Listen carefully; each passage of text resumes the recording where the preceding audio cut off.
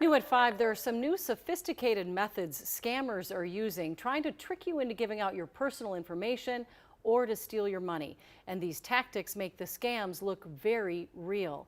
Gordon Severson explains the latest trend and how you can protect yourself. Gordon?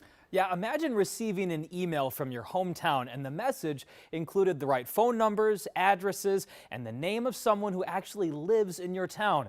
Would you fall for it? Well, that is exactly what happened near Duluth earlier this month, with scammers posing as a county department trying to steal people's money.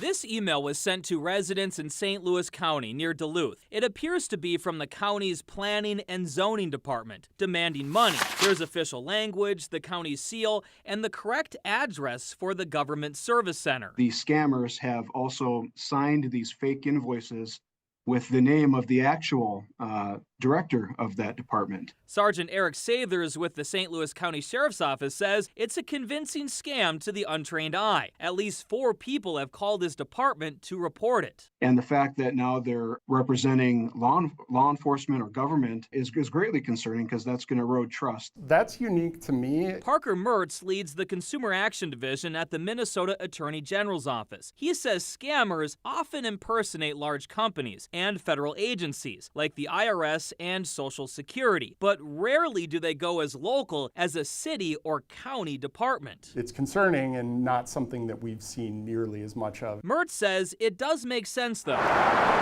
Just a few months ago, his office received countless complaints about a scam involving E-ZPass, with scammers trying to trick drivers into sending money to renew or pay a fine. If scammers are willing to pose as a state agency, Mertz says it's probably just as easy to go even more specific, to the city or county level. I mean, there's so much information out there that's just going to be publicly available information. Sergeant Sathers agrees we should all double-check every text and email by reaching out to the government agency directly, just in case. If our victims aren't paying close attention, looking for those telltale signs that it's a scam, they could be easily fooled. So Gordon, this latest scam, is it still something that's coming in the form of an email or a text? It's not like a paper letter. Yeah, Correct. it's an email, and everyone that I spoke with today said that some of these scams change and become more modern or more specific, but a lot of the red flags are still the same red flags that we've always talked about. You know, they're creating a sense of urgency.